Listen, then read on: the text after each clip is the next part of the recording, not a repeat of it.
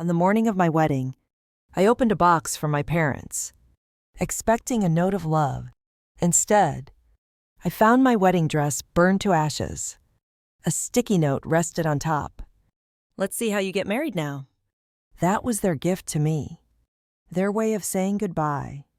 They had boarded a plane to Maui just hours before, without a word. And the worst part, I didn't cry. I didn't scream. I simply smiled.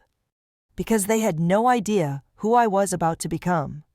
And they definitely didn't know who I was marrying. My name is Hannah Fisher.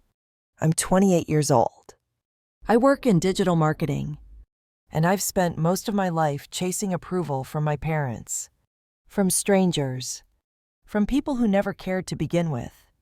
I grew up in Bellevue, Washington, in a 3-bedroom house where appearances were more important than truth. My parents, Robert and Linda Matthews, valued perfection over people, status over love. But here's the thing. While they were trying to control my life, I was quietly building one they could never touch.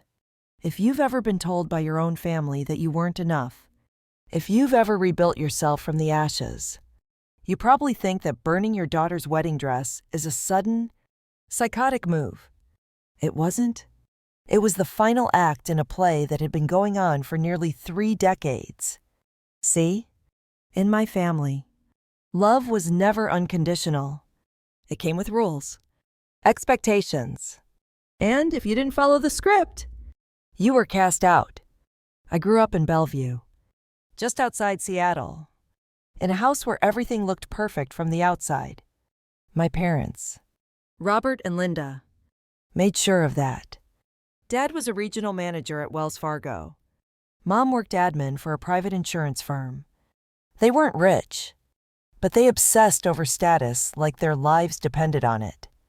Our lawn was always cut short, the hedges manicured, the curtains always drawn exactly halfway, not because we loved neatness, but because we feared judgment, and nothing was ever enough for them. If I got an A-, I'd hear, "Why not an A?" If I made the soccer team, I'd hear, "Why not varsity?" When I was accepted into the University of Washington with a partial scholarship, Dad's first comment was, "Well, if it were a full ride, we wouldn't have to help with tuition, would we?" Those weren't slips of the tongue. They were weapons, carefully chosen. I spent my childhood trying to be good, quiet, helpful, invisible, even. But my younger sister, Audrey, didn't have to try. She was 4 years younger. Loud, messy, chaotic, and they loved her for it. Or, rather, they excused it. She brought home she's trying her best. She got caught sneaking out. She's just adventurous. Meanwhile, I sat there, punished for breathing wrong. By the time I was 16, I had stopped trying to compete. Not because I didn't want their approval, but because I knew I was never going to get it. Audrey was the fun one, the beautiful one, the good one. I was the insurance policy, the checklist kid. Go to college, get a job, don't embarrass us. I gave up on art school because they said it was impractical. So I majored in marketing, something they could understand. But even after graduation, even after I landed a solid job at Seattle Creative, they still found ways to remind me I wasn't enough. You know, your cousin Ethan just got hired by Microsoft. Did you know Audrey's boyfriend works in finance? Ice? Why are you still renting? Eventually, I stopped bringing up my wins at all. But even with all that, I kept trying. Because there's a part of you, deep down, that still believes, maybe this time they'll say, "I'm proud of you." So I tolerated the backhanded compliments, the constant comparisons, the tension at family dinners that felt like walking through a minefield. Then came the real kicker. Dating. Every man I brought home. Torn to shreds. Thomas. My college boyfriend was a high school English teacher. Dad smirked and said, "So, you're okay with living paycheck to paycheck?" Then came David, an ambitious product manager in San Francisco, too career-focused. They said, "He'll never prioritize family." Funny. One was too soft, the other, too focused. No one was ever good enough because they didn't want me to be happy.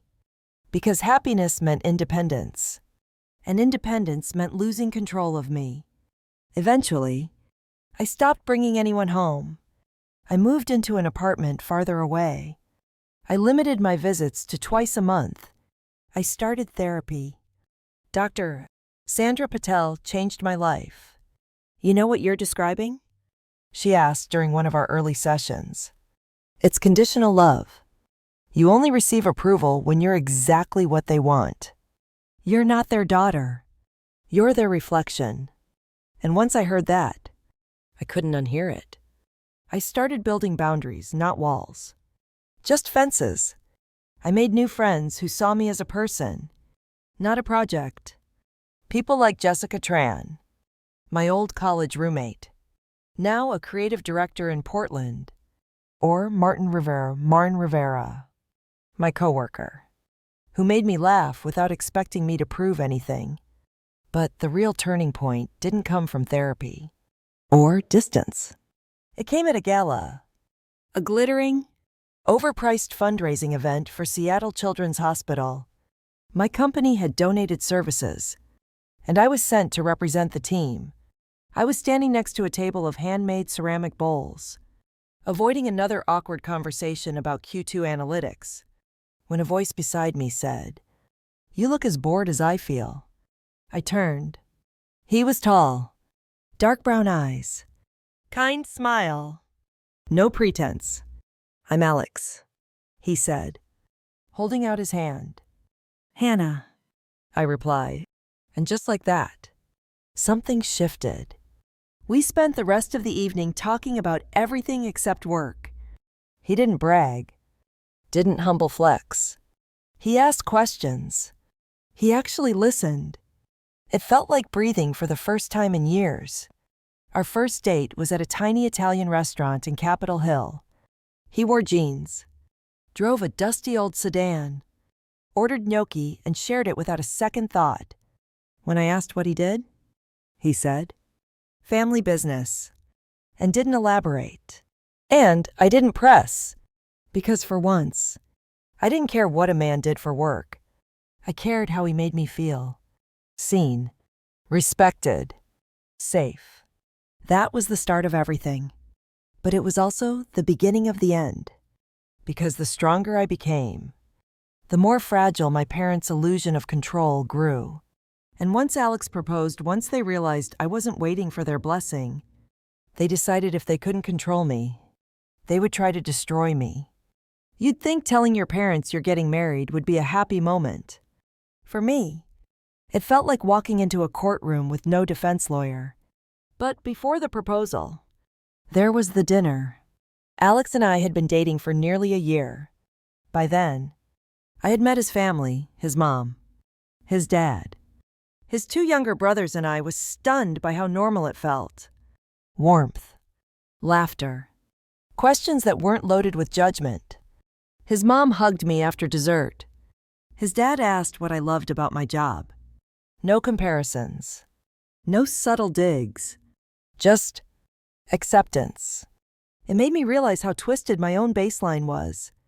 But still, I had avoided introducing Alex to my parents. Not because I was ashamed, because I was afraid. Afraid they'd do what they always did. Twist the narrative. Diminish him. Make me feel like I was making a mistake. Alex never pressured me. He said, "We'll do it when you're ready." And eventually, I decided I was. I briefed him ahead of time. "Just so you know," I warned as we pulled into their driveway. "My dad interrogates people like it's a job interview. And my mom will smile while low-key insulting my outfit." He chuckled. But I could tell he was nervous. So was I. The door opened before we even rang the bell. Hannah, my mom said, lips tight. You're late. We said 6, I replied. It's 6:03. She stepped aside without a word. Inside, the house was spotless. As always, no sign of warmth, no smell of food, just lemon cleaner and tension.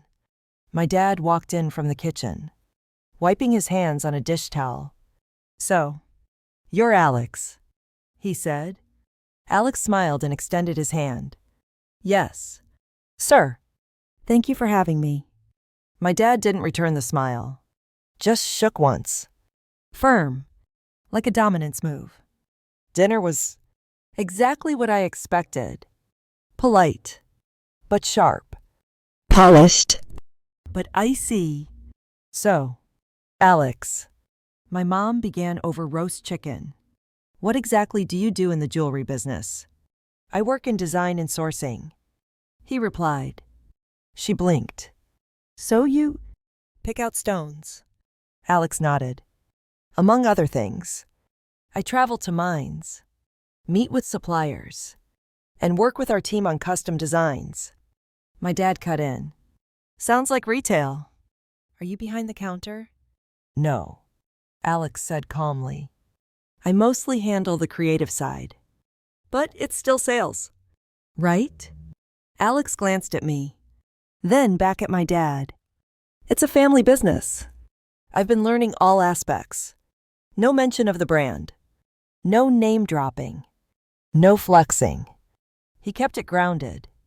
And that's what made them hate him even more. He wasn't there to impress. He wasn't playing the game. And that made him dangerous. On the drive home, I kept apologizing. I'm sorry. They were awful. I shouldn't have put you through that. But Alex just shook his head. You're not responsible for them. You're not your parents. Hannah. And just like that, he reset the boundary I always struggled to hold. 2 months later, he proposed. It was private, thoughtful, on the rooftop of the Seattle Art Museum, under string lights and the city skyline. He got down on one knee with a custom-designed ring, emerald-cut diamond, platinum setting, tiny sapphires, my birthstone embedded in the band. Hannah, he said, you've taught me how to be brave, how to be honest. I want to build something beautiful with you. Will you marry me? I didn't even let him finish before I said yes. We cried. We laughed. We sat there for an hour just talking about our future. I remember thinking, this is the moment I'll tell our kids about someday. But I should have known better than to think I'd get that joy uninterrupted. The next morning, I called my parents, because part of me still believed they'd be happy for me. That maybe, just maybe, they'd say what I'd always wanted to hear. Instead, I got this. Well, my mom said, I suppose congratulations are in order. Though it does seem rushed, don't you think? You've only known him for a year and a half, my dad added. Have you two talked about finances? Prenups. What happens when the jewelry business fails? I froze. They didn't ask how he proposed. They didn't ask about the ring. They didn't ask if I was happy. All they cared about was control. Money. Appearances. I should have ended the call right there. But I didn't. Because that wounded kid inside me still wanted their blessing. So I invited them to the engagement party. Big mistake. They showed up late. Barely spoke to Alex's family. My mom cornered his mother and asked, So, how long do you think this will last? My dad stood with Alex, arms crossed, and said, Hope you've got a prenup ready. You know how unpredictable women can be. I was across the room when I saw Alex clench his jaw. I stepped in before he could respond. That night, I asked him, Do you still want to go through with this? He didn't hesitate. Hannah, I'm marrying you, not your parents. And from that moment on, I made a decision. No more explaining. No more defending. If they couldn't be kind, they wouldn't be included. We started planning the wedding without them. I picked the venue, a winery in Napa Valley. He picked the date, early fall. His family covered most of the costs after my parents made it clear they weren't funding a circus. That's what they called our wedding. A circus. Still, I sent them invitations because I thought they might surprise me. Because deep down, I still hoped. But instead of RSVPing, they did something else. 2 weeks before the ceremony, they went silent. No calls, no texts, no acknowledgement. The day before the wedding, a package arrived. No return address. Just a black velvet box. Inside was the charred remains of my wedding dress. And a note. Let's see how you get married now. They hadn't just decided not to attend. They had gone out of their way to destroy the one thing I had left of their love. They flew to Maui that morning. Left a trail of ashes behind. They thought I'd cancel. They thought they broke me. But they didn't know who they were dealing with anymore. Coming next, how I turned heartbreak into a comeback. The quiet strategy. The secret calls. And the moment I stopped being their daughter and started becoming myself. They burned my wedding dress. They mailed me the ashes in a velvet box like it was some kind of trophy. And then they boarded a plane to Maui, smiling for Instagram, sipping Mai Tais while pretending I didn't exist. It should have broken me. But something in me clicked instead. I didn't cry. I didn't scream. I didn't call them. I just stood there, in my apartment, staring at that note. Let's see how you get married now. And I whispered, okay. That's when the shift happened. That moment, right there, I stopped trying to be their daughter. I stopped playing the role they cast me in. I stopped needing their blessing. I was done. But being done didn't mean disappearing. No. It meant choosing how this story ends.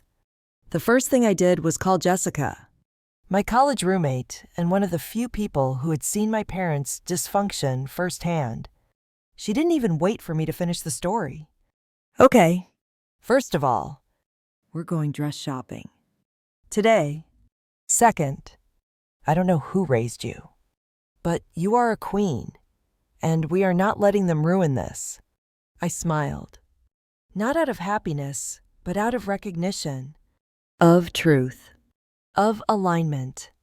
By noon, Jess, Martin, and I were at a boutique in Queen Anne. Not a chain store.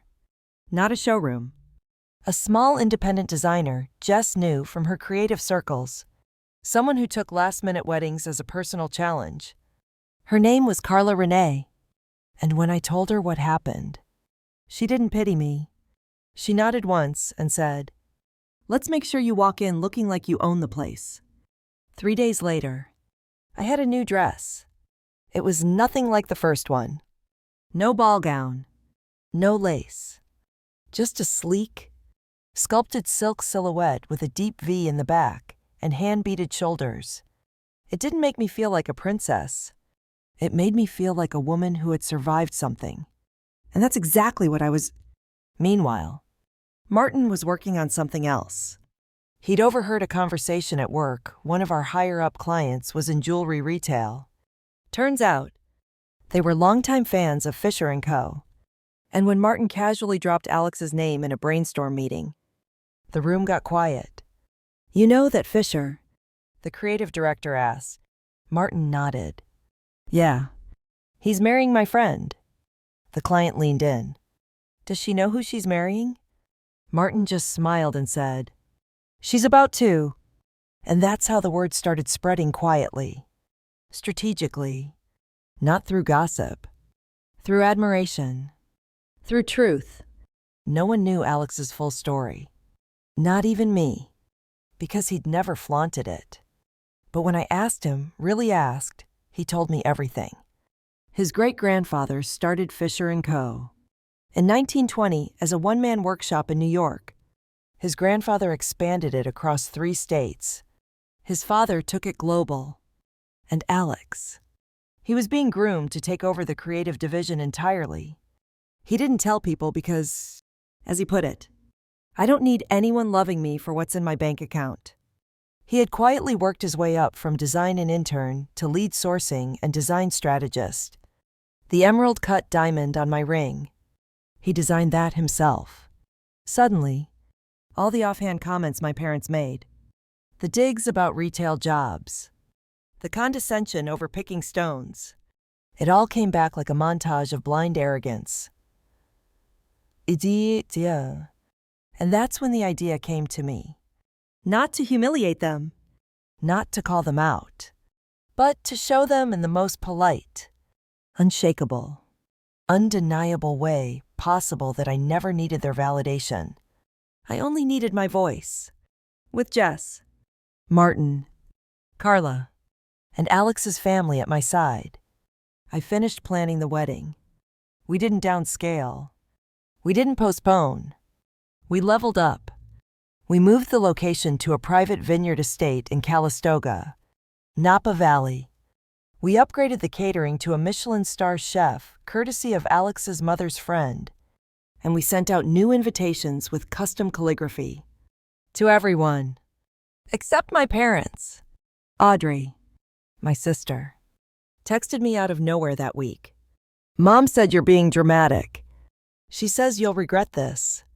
I didn't reply, but I did update the guest list. No, Audrey. I was done extending grace to people who weaponized proximity. Instead of a father-daughter dance, I had a mother-in-law moment. Alex's mom stood in for my own, fixing my veil and whispering, "They lost something precious. Hannah, you didn't." I held her hand and realized, for the first time, this is what love sounds like. Soft, steady, no barbs, no guilt, no terms. But here's where the plan really came together. Alex asked if I wanted to make a statement. Not public, not messy, just one they couldn't ignore. So, we added one tiny detail to our wedding website. Just a little line under About the Couple. Alex Fisher, creative director of Fisher & Co., 4th-generation heir to the Legacy Jewelry House.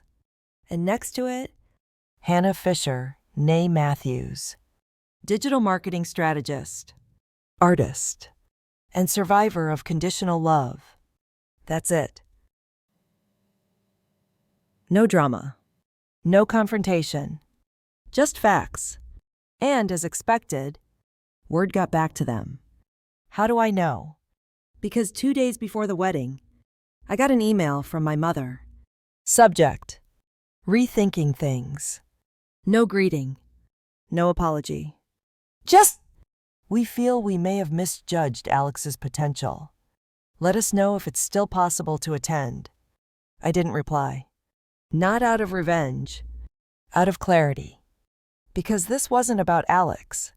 It never had been. It was about control. And they realized too late they didn't have it anymore. Up next, the wedding day they tried to sabotage. The twist they never saw coming. And the moment the world saw me not as a broken daughter, but as a woman who reclaimed her story. The sun was rising over Napa Valley when I opened my eyes on the morning of my wedding. I wasn't nervous. I wasn't sad. I wasn't even angry anymore. I was calm, because for the first time in my life, I wasn't living by someone else's script. I was writing my own. The estate was already buzzing. Staff arranging flower walls, photographers checking light angles, Alex's family pacing through final prep. I stepped out onto the balcony in a silk robe, coffee in hand, watching it all unfold like a scene from a dream I'd once convinced myself I didn't deserve. And I thought about the ashes, that black velvet box, that note. "Let's see how you get married now." I smiled. They thought they'd destroyed the dress. What they didn't realize was I'd already outgrown it. In the bridal suite, Carla Renee adjusted my gown one last time. "Remember," she whispered, brushing a loose curl from my cheek, "you're not walking toward them. You're walking toward you." The ceremony started at golden hour. Rows of vineyard chairs lined with eucalyptus and white hydrangeas. The music began, gentle strings playing, "Can't Help Falling in Love." And then it was time. I walked alone. No father figure at my side. Just me. And the sound of my heels hitting the stone path. Me. And the breath I took as I locked eyes with Alex. And the gasp that rippled through the crowd. It wasn't about the dress. It was about the moment. Because I wasn't the girl who needed approval anymore. I was the woman who chose herself. We exchanged vows in front of 85 guests, friends, found family, the people who had earned their place in our lives. Alex's dad gave a toast that made everyone cry. Jessica gave a speech that had the whole room laughing through tears. Martin, he slid me a flask mid-dinner and whispered, "Your glow-up is giving queen energy." There was no drama, no staged reunion, no guilt lurking in the background. Because they weren't there. And, for the first time, that absence felt like freedom, not loss. But that doesn't mean they went unnoticed. Remember the wedding website? The one with the little bio line about Alex's legacy? It had been passed around. Quietly, subtly, through coworkers, college friends, extended family. Which meant by the time we posted one photo from the wedding, a black and white shot of Alex slipping the ring onto my finger, the comments began rolling in. Old acquaintances I hadn't spoken to in years. Former classmates of my parents. Even a few of their own friends. Things like, "Wow. Didn't realize your daughter married that Fisher. She looked stunning. Congrats to her and Alex. Linda, you must be over the moon." Except Linda wasn't over the moon.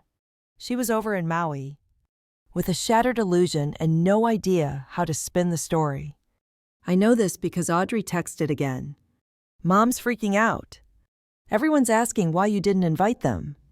I didn't reply. Because silence is sometimes the loudest answer.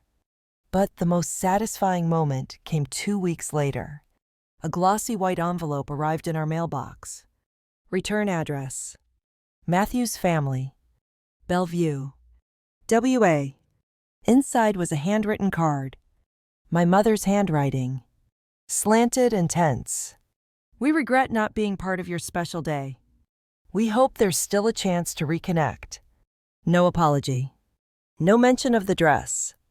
Just regret cloaked in entitlement. I folded the card and placed it in a drawer. Not out of malice, but because closure doesn't always come from other people. Sometimes it comes from realizing you no longer need their version of love. Alex and I flew to Italy for our honeymoon. Florence, Rome, Amalfi Coast. He surprised me with a private tour of a family-owned gem studio. The owner shook my hand, looked at my ring, and said, Fisher work. Very good taste." And in that moment, standing in a little workshop tucked behind an alley in Florence, I felt it. That deep, soul-level peace I had never known as a child. This is my life now, built by choice, not by fear. You see, revenge doesn't always look like fireworks. It doesn't have to be loud or cruel. Sometimes, it's as simple as showing up whole and unbothered in the face of people who once tried to break you. Sometimes, it's walking down the aisle alone, with your head high and your heart intact.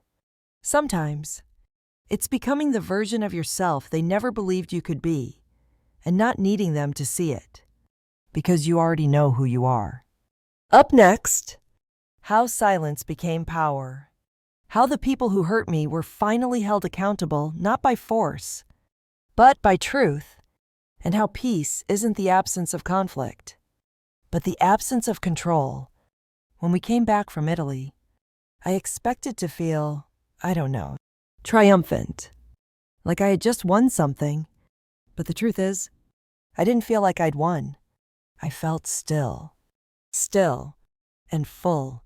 Not like someone who had gotten revenge. More like someone who had finally stopped bleeding. And that's when I realized the real consequence of what my parents did wasn't my pain. It was being cut out of my life. Permanently. Not out of rage. Not to punish. But because I had built something beautiful, and I wasn't going to let them poison it. The reactions trickled in slowly. Not from them, but from everyone around them. Apparently, their little stunt with the dress hadn't stayed as private as they thought. Audrey, in one of her rare moments of honesty, confessed during a text rant. Mom told Aunt Rachel what she did. Thought it was funny. Now everyone's acting weird around her. I didn't even flinch, because while I was building a future, they were building a story they couldn't control. And that story was catching up to them. Neighbors started asking questions. Friends from church reached out to me quietly on Facebook. Old coworkers of my dad's sent cryptic messages like, always knew you were stronger than they gave you credit for. And here's the thing. I never shared what they did. I didn't post a thread. I didn't make a speech. I didn't air out receipts. The truth spread on its own. Because when people saw the kind of life I had created, when they saw the joy in the wedding photos, the warmth in Alex's family, the peace in my eyes, they started putting the puzzle together. Not just what they did to me, but who they had always been. Meanwhile, something fascinating happened within my own soul. I didn't miss them. I didn't miss the stress, the constant emotional roulette of wondering which version of them I was going to get that day, the insults hidden inside compliments, the pressure to smile through pain so the family photo looked nice. I had always thought, deep down, that I needed closure, that one day, my mom would cry and say, "I'm sorry. Hannah, I was wrong." But now, I understood something no one had ever taught me. Closure is not an apology. Closure is a decision. And I had already made mine. Alex noticed it too. "You're lighter," he said one night, as we curled up on the couch watching old episodes of Chef's Table. "You laugh differently now." He was right. I wasn't waiting for the other shoe to drop. I wasn't rehearsing how to defend my choices in my own head. I wasn't bracing for invisible punishment. I was free. And in that freedom, something wild happened.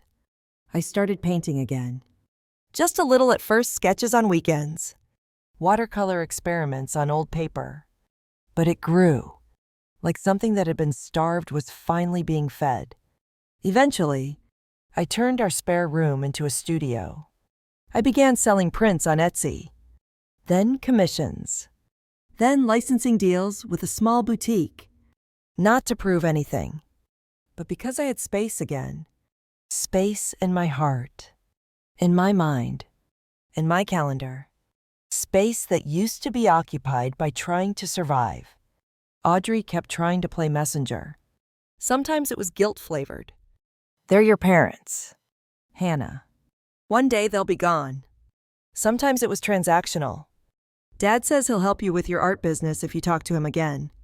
Sometimes it was just desperate. They don't know how to fix it. But they're hurting. And I got it. I really did. But I also knew this. Pain doesn't justify abuse. Silence doesn't erase harm. And biology doesn't entitle someone to a front row seat in your life. The final turning point came almost a year after the wedding. A mutual acquaintance invited us to a holiday party in Seattle. I wasn't going to go, but Alex thought it might be nice to see some old faces. I agreed on one condition. If my parents showed up, we'd leave. They didn't, but someone else did. A woman I barely recognized at first, one of my mother's longtime friends. She pulled me aside near the fireplace and said, "Hannah, I have to say something." I braced myself. I always wondered why you were so quiet at family events. she said softly. But I get it now. And I just want you to know, I see you. You're doing beautifully. It was so simple, but it landed harder than any apology I'd ever fantasized about. Because someone saw what I had survived, what I had built, who I had become. And not because I shouted, but because I stopped hiding. That night, as we drove home through the lights of downtown Seattle, I looked over at Alex and said something I hadn't planned to say. I forgive them. He didn't say anything at first, just kept driving, hand on the wheel, eyes forward. Then, even after everything, I nodded. Yeah, not for them. For me? And I meant it. Forgiveness, for me, didn't mean reunion. It didn't mean opening doors that had already been closed. It meant no longer letting them shape how I see myself. It meant freedom from the question that haunted me for years. What did I do wrong? Because the answer had always been nothing. Next, the lessons I learned, the quiet strength I found, and why some stories don't end with a happy family photo, but with a woman who no longer flinches when the doorbell rings. This story is for you. People ask me now, do you ever think you'll reconnect with them? It's always a strange question, because we're taught to believe that every story ends with a reunion, with forgiveness that looks like hugs and tears and soft music playing in the background. But sometimes, forgiveness isn't an invitation back. Sometimes, it's a quiet release, a door that stays closed so you can finally open a window. So no, I don't think there's a big reunion coming, and I don't need one, because I'm not angry anymore. I'm awake. I used to think I was broken because my parents didn't love me the way I needed them to, that if I was quieter, more obedient, more polished, maybe they'd see me. But the truth is, their love came with terms I was never meant to meet. The moment I let go of earning their love was the moment I made space to feel my own worth. If you've ever been the one left out, blamed, or pushed aside, if you've ever stared at a phone, waiting for someone to say, I'm sorry, and that call never came, let me say this plainly. You're not broken. You were never broken. You were trying to grow in a place that kept you small. The biggest lesson I've learned: silence is a boundary, not a punishment. You don't owe anyone a front row seat to your healing just because they share your DNA. You don't have to perform forgiveness to be a good person. And you absolutely do not have to invite the same people who hurt you into the next chapter just because you turned the page. Some people teach you how to love. Others teach you how not to love. Both are teachers, but you get to decide who stays in the classroom. I used to flinch at every holiday. Now, I plan my own traditions. Thanksgiving in Portland with Jessica. Christmas with Alex's family. Valentine's in Florence, where I first realized the ring on my finger wasn't just jewelry. It was a symbol of choice, of survival, of a story I chose to keep writing. And what about Audrey? She still texts sometimes, still tries to play both sides. But I don't bite anymore, because I no longer need validation from people who get dizzy straddling fences. I need peace. And peace doesn't come from being understood. It comes from no longer needing to be. Alex and I recently celebrated our 2nd anniversary. He asked me if I wanted to send a thank you card to the people who didn't come to our wedding. I laughed. Then I paused, and I said, actually, yeah. Let's do it. We mailed out a simple white envelope. No return address. Inside was a photo. Me, walking down the aisle, alone, smiling. Underneath was a handwritten note. I didn't need a dress to get married. I needed peace. And I found it. If you're walking away from something toxic, if you're standing up for yourself quietly, without applause, if you've ever been told you were too much or not enough in the same breath, I see you. You are not ungrateful. You are not cold. You are not wrong for choosing peace over performance. You are healing. And healing sometimes looks like letting go with no explanation. Please hit like, leave a comment, and subscribe. Because I promise you, this journey doesn't end the way they thought it would. Story 2. My son looked me dead in the eyes during the reading of his mother's will and said, "You'll get nothing, old man." She made sure of that. 30 seconds later, the lawyer read one sentence that erased his smirk and made him scream like a cornered animal. His voice cracked. His fists hit the table. He couldn't believe what he'd just lost. Me, I just sat there, silent, calm, because I already knew the truth. And the best part, he was the one who triggered it all.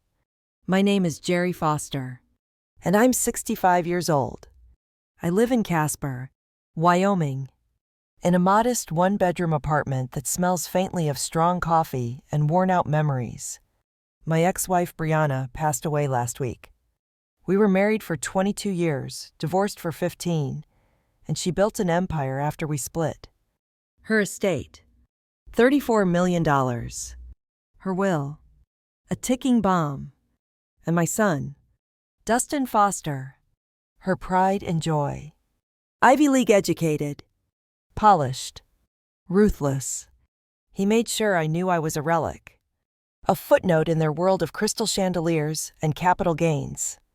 But he didn't know what Briana and I shared. He didn't know how she saw through him in the end. And most importantly, he didn't know about the clause. Before I walk you through how my son tried to erase me and ended up erasing himself instead, let me know where you're watching from. Hit that like button if you believe karma doesn't miss. And subscribe for more stories where the underestimated strike back. Quietly and powerfully, 3 days before the will reading, my neighbor Eleanor was screaming about her begonias again. Something about my sprinklers flooding her flower beds. I was on my knees in the kitchen, mopping up spilled coffee and pretending her voice wasn't cutting through the walls like a rusty saw. That's when the phone rang. I didn't rush to answer. At 65, you learn to ignore calls that smell like trouble. But the damn thing wouldn't stop. On the 5th ring, I tossed the towel in the sink and picked up. Jerry Foster speaking. Mr. Foster. This is Janet Morrison from Morrison & Welsh Associates in Denver. I'm calling in regard to Briana Elizabeth Chen Foster. Her voice had that smooth, professional tone people use when they're about to tell you someone died. My hand tightened on the receiver. She passed away Tuesday evening, she said. There will be a service at Riverside Chapel, followed by the reading of her will. You're listed as a beneficiary. I sank into the kitchen chair. My knees felt like wet newspaper. Briana. I hadn't heard her full name in over a decade. We didn't talk after the divorce. Not out of anger, we just drifted. She built something massive. I faded into my own quiet life. Still, hearing she was gone felt like a window slamming shut. Janet asked if I'd be attending the funeral. I nodded before realizing she couldn't see me. Yes, of course. I'll be there. She gave me the address and time, then hung up. I just sat there, surrounded by cold coffee and ceramic shards, staring at the floor like it might offer answers. That night, I didn't sleep. Instead, I replayed the first time I ever saw Briana. It was a February night in 1987.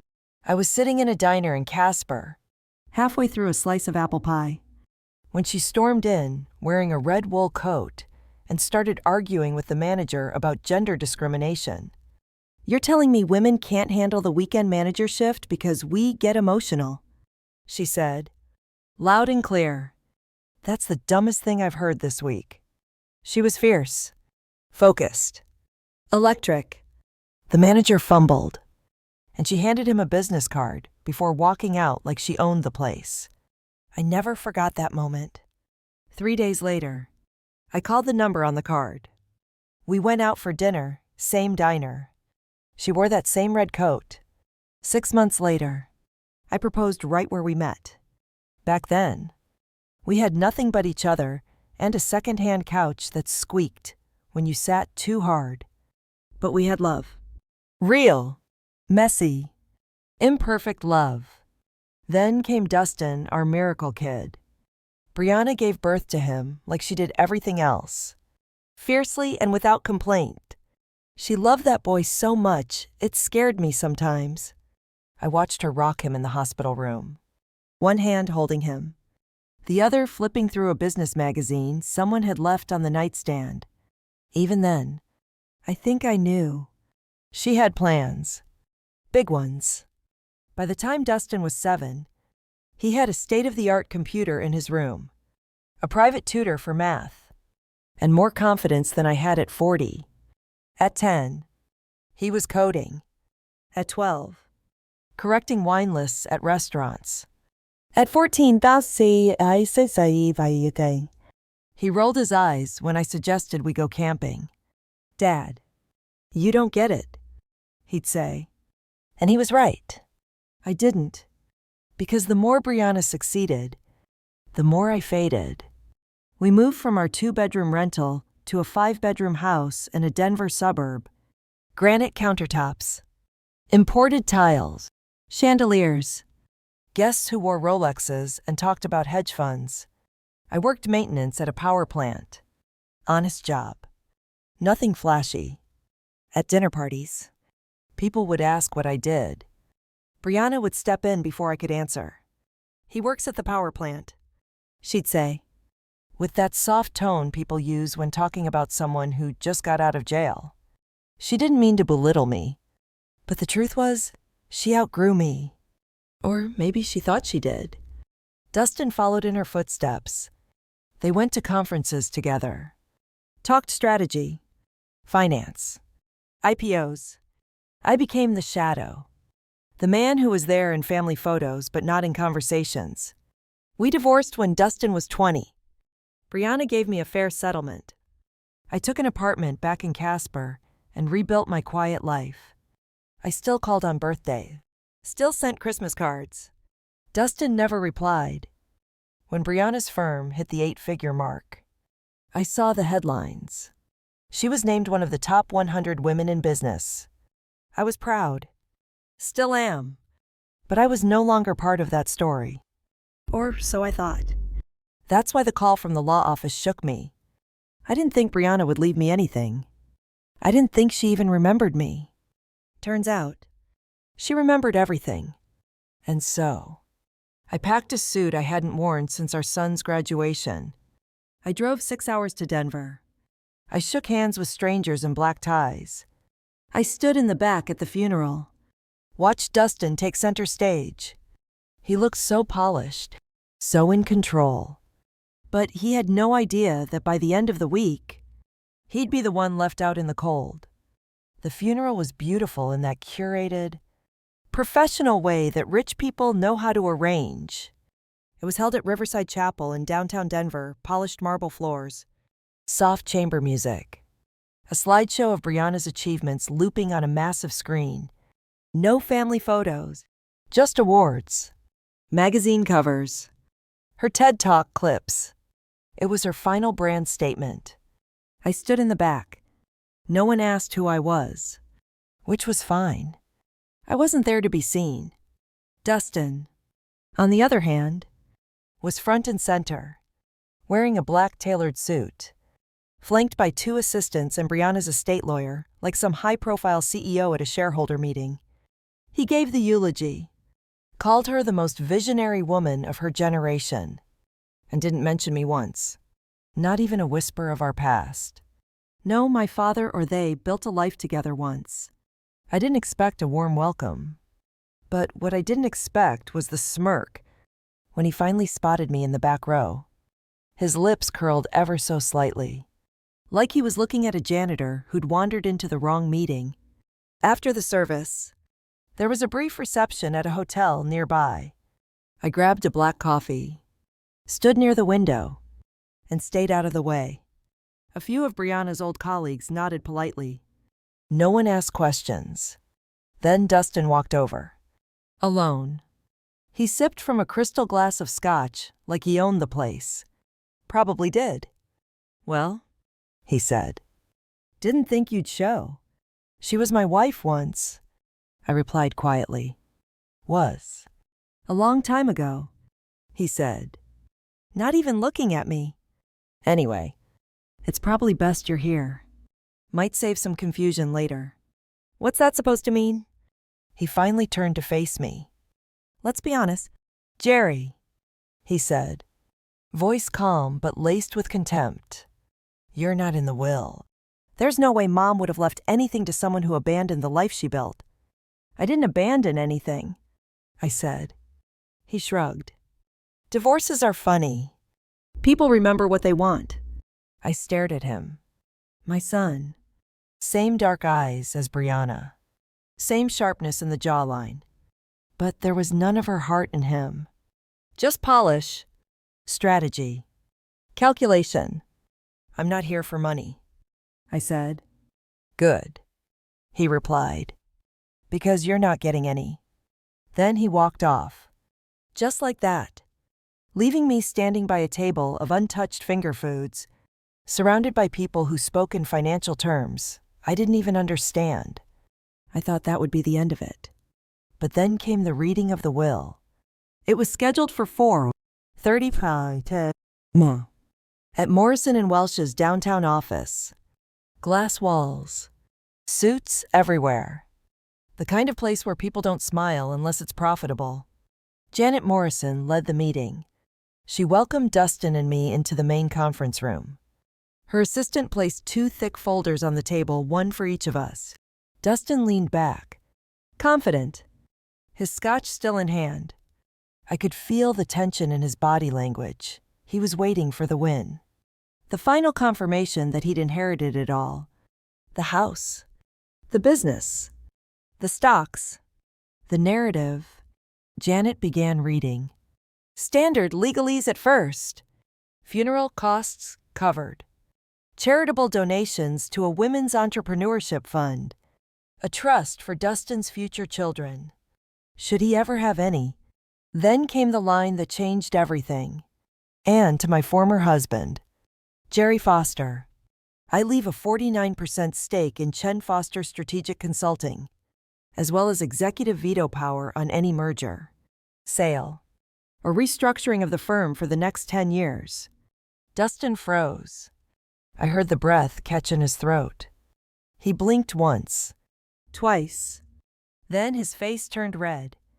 Fast? What the hell are you talking about? He shouted. Janet didn't flinch. It's written here. Mr. Foster. She was my mother. He snapped. She would never, he's not even part of the company. She added the clause 6 months ago, Janet said calmly. And it was notarized, witnessed, and filed accordingly. She left instructions for a sealed file containing a video explanation. Would you like me to play it now? Dustin stood up so quickly his chair toppled backward. This is a joke, he hissed. A sick, manipulative joke. I stayed silent, because in that moment, I finally understood something. Briana had seen him for who he really was. She'd built the company, but she didn't trust him to carry it forward with integrity. She didn't want her life's work becoming a pawn in his quest for prestige. And so she gave me power. Not out of romance. Not out of pity. But out of principle. Dustin stormed out of the room. His footsteps echoed down the marble hallway like a temper tantrum in a courtroom. I sat there for a long time, watching the video message, listening to Briana's voice, clear and steady. Explain her reasons. She said I had been her anchor once, that while we didn't make it in marriage, she never forgot the foundation we built, and that even if Dustin had her ambition, he lacked her values. She didn't want legacy without soul. She said I was the only one she trusted not to sell the company to the highest bidder. I didn't cry, but I did feel something tighten in my chest. A strange mix of sadness, pride, and disbelief. I hadn't just inherited a piece of paper. I'd inherited her trust. That night, I drove back to Casper under a sky full of stars. But this time, I wasn't just Jerry Foster, the man who used to be somebody. I was Jerry Foster, co-owner of a multi-million-dollar firm, and the man my son could no longer ignore. The drive back to Casper felt different. I'd taken that same highway dozens of times over the years, through the empty plains, past the wind turbines and roadside diners. But this time, there was something heavy in the back seat. Not grief, not even the weight of Briana's death. It was responsibility. It was power. I kept hearing her voice from the video. Don't let him turn it into a trophy. It wasn't built for ego. It was built to help people think better. That line stuck with me. Briana built her consulting firm from scratch.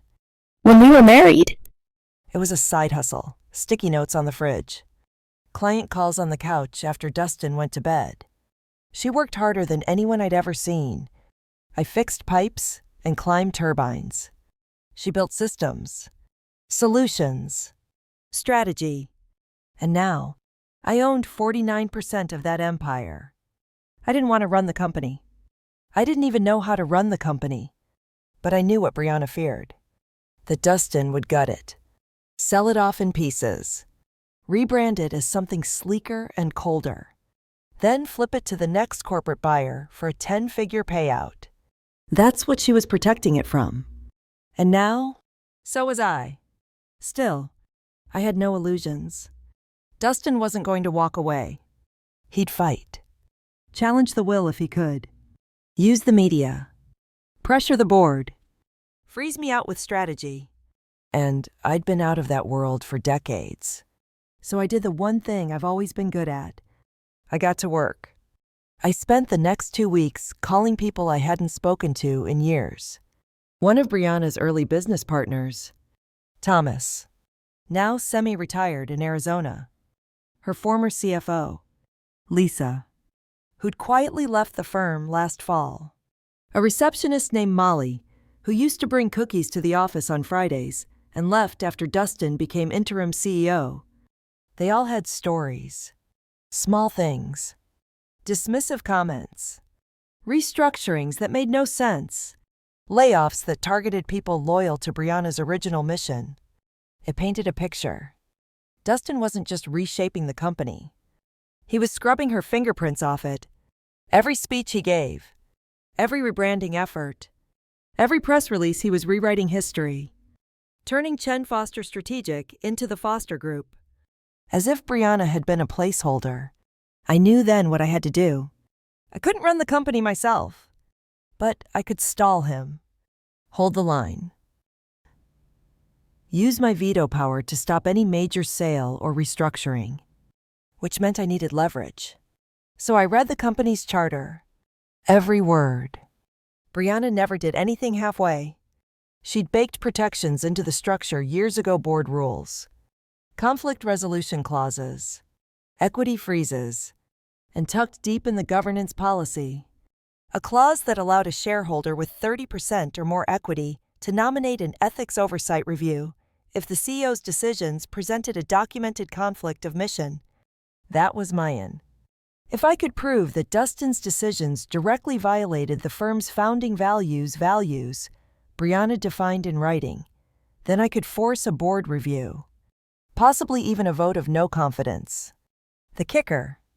That clause was written in 2017, the same year Dustin gave his first keynote speech about aggressive disruption strategies at a private equity summit in LA. He'd been trying to flip her firm from the inside for years, and she saw it coming. Now, I had a path forward, but I didn't want war. Not publicly. Not yet. So I stayed quiet. I met with a lawyer in Cheyenne who specialized in corporate inheritance law. We drafted a formal letter to the board, citing my rights under the will, my 49% stake, and my intention to request ethics review if any structural changes were made without consensus. We sent it registered mail. Paper trail. No email drama. No headlines. I also started attending board meetings. At first, people were polite, a little confused. One guy even whispered, "You're the dad," like I'd wandered in from the sidewalk.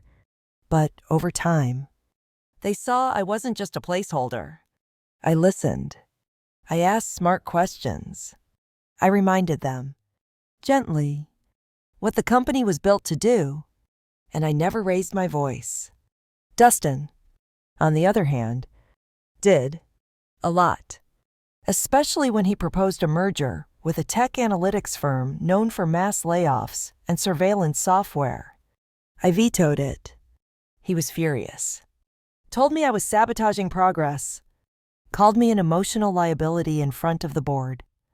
But the vote didn't pass. I wasn't sabotaging. I was protecting. The same way Briana had protected me once. When I nearly lost my job during a power plant downsizing, and she helped me fight for severance. The same way she protected Dustin when a middle school teacher called him uncoachable, and she showed up to the PTA meeting with a full slideshow and notes. Now it was my turn.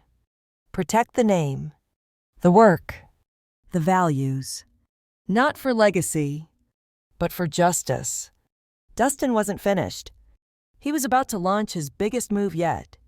And he had no idea that I already knew. I knew Dustin wouldn't stop at a simple merger. After the failed deal, he went silent for 2 weeks. No board memos. No press. Just quiet. Calculating. Which, in my experience, is when men like him are most dangerous. Then, right on schedule, the next play landed on my desk. An internal document marked confidential found its way into my mailbox. No return address. Just my name in block letters. Inside, a printed slideshow of a proposed corporate pivot, dissolving the firm's strategic division, replacing it with a digital analytics model, cutting 40% of staff, and transferring client data under a new third-party vendor. The vendor, a shell company out of Delaware registered 2 weeks prior. And guess who was listed as a silent financial backer? Dustin Foster. That was it. The smoking gun. I didn't know who sent the file. Maybe someone on the inside who still believed in Briana's vision.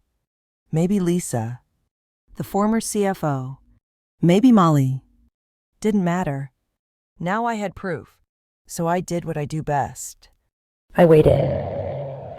I let Dustin set up the vote. He scheduled a board meeting for the following Friday, framing it as a necessary evolution of company infrastructure. Corporate buzzwords that mean exactly what they always mean. People lose their jobs so someone else gets richer. He didn't know I had the document. He thought I was cornered. So I showed up early, sat quietly, wore a plain blazer. No fanfare. Dustin presented the pivot plan like a true showman. Charts, graphs, projected revenue spikes. He even smiled when he said the layoffs would be humane and performance-based. Then it was my turn. I thanked him, politely, then handed out copies of the slideshow I'd received to every board member at the table. "This," I said, "is the actual plan, including the part where client data is handed over to a shell company Dustin quietly funded last month." Silence. No one moved. One board member blinked like he hadn't blinked in an hour. I didn't raise my voice. Didn't accuse. Just let the paper do the talking. Dustin laughed. Too loud. You can't prove that's real. Oh, but I can, I said, sliding another folder across the table. There's a paper trail. Corporate filings. Bank transfers. I've already had an external audit firm look into it. And by the way, this is being submitted for ethics review per Clause 8. 4 of the charter. The chair of the board. An older woman named Ruth, who'd been with Briana since the beginning. Adjusted her glasses. "We'll need to review this," she said flatly. All of it. The vote was suspended. The pivot. Blocked. The review panel formed. Dustin's smirk vanished. And that's when it started unraveling, one by one.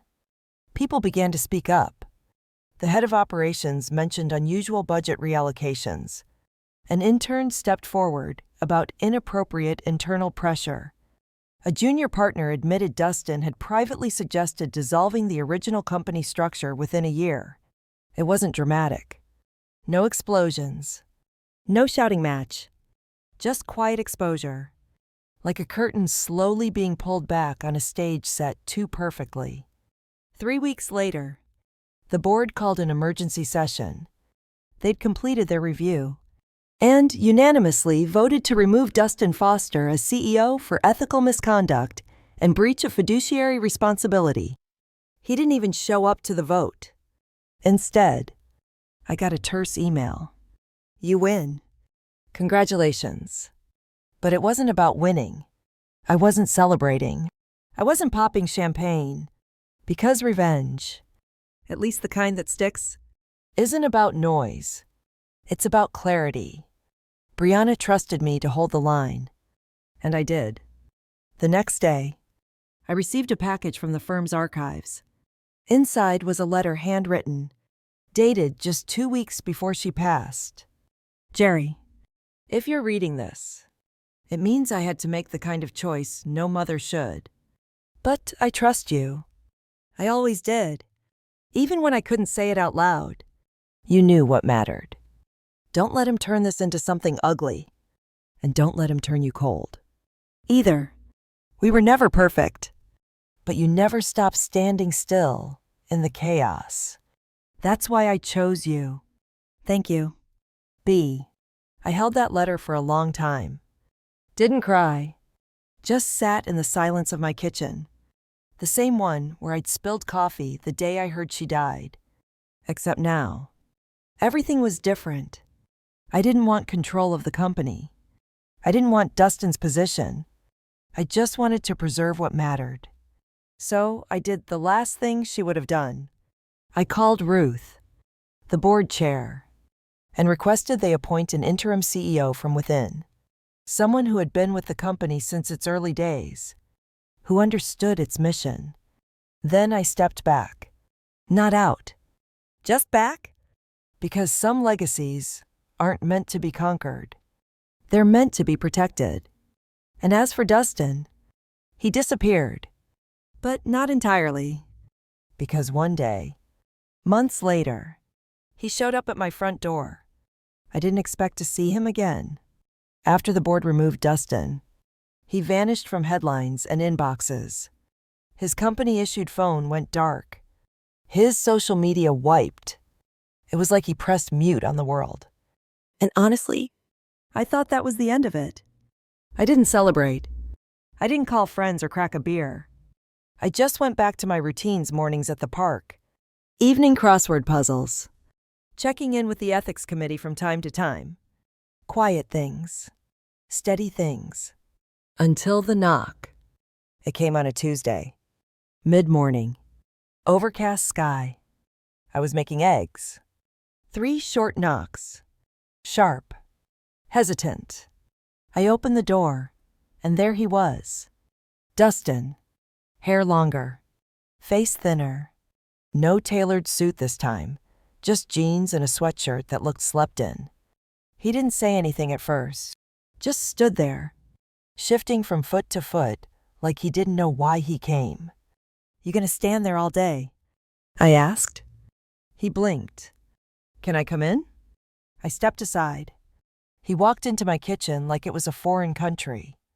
Looked around like he'd never noticed the cracked window frame or the old ceramic mug collection on the counter. I poured him coffee. No cream.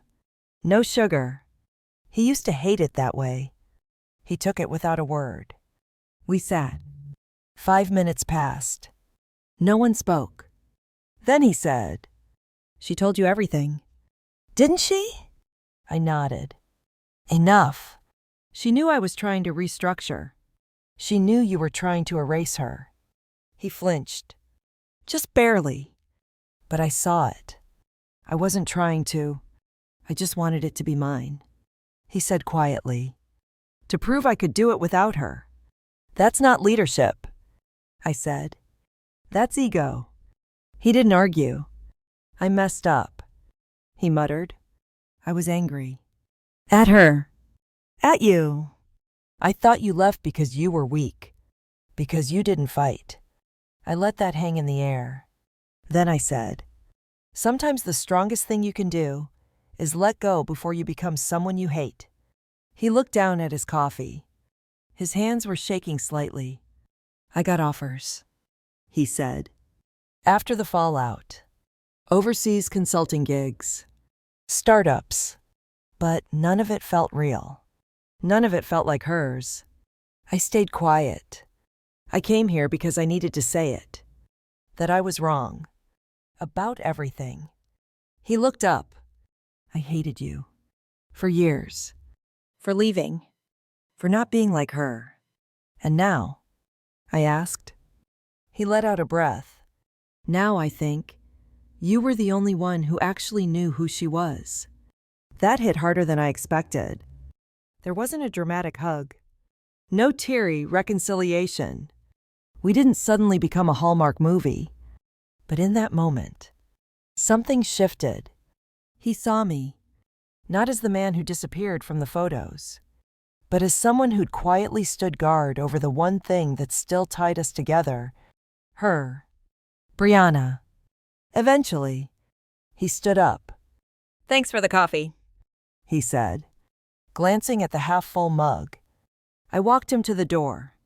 As he stepped out onto the porch, he turned back. If I wanted to start again, do something that actually helped people, would you be willing to talk? Not partner. Just talk. I looked at him for a long second. Then I nodded. You know where to find me. He walked away, shoulders hunched against the cold.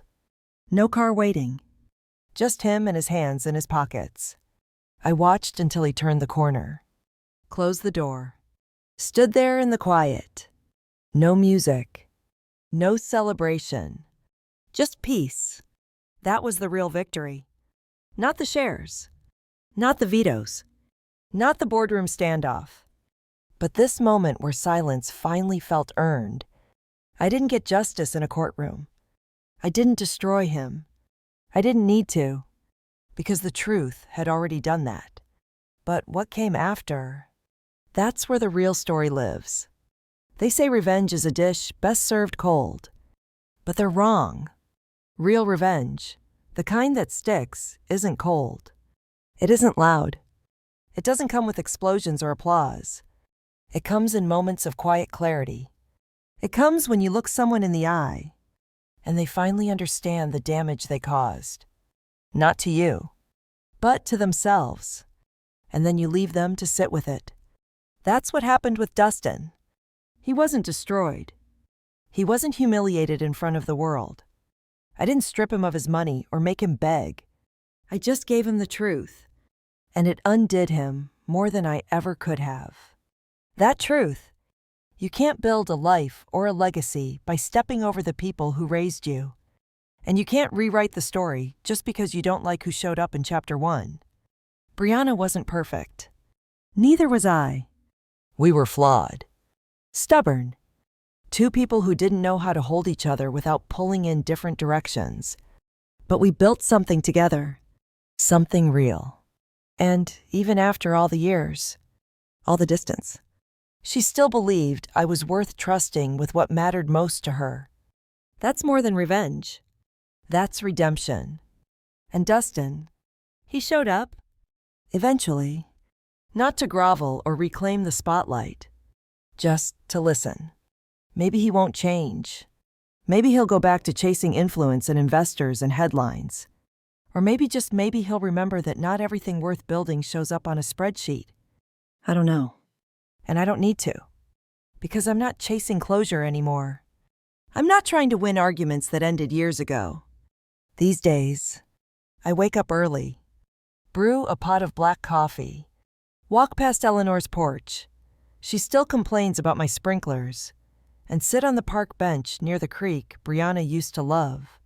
Sometimes I bring her old notebook, the one with faded ink and corner creases, the one where she first drafted the mission statement for her company.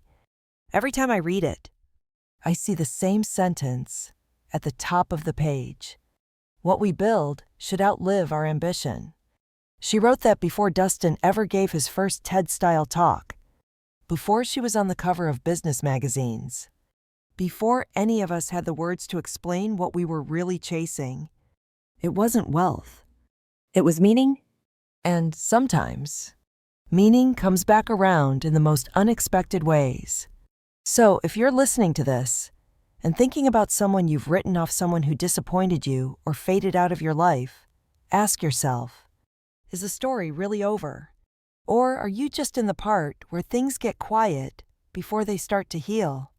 Because healing doesn't always come with a ribbon.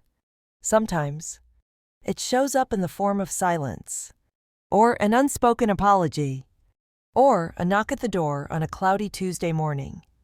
We don't get to pick how people change, but sometimes we get to witness it. And that's enough. If this story made you pause, made you think of someone in your own life, or reminded you of something worth protecting, leave a comment below. I'd love to hear your story. And if you believe that legacies should be guarded not by greed, but by grace, hit that like button.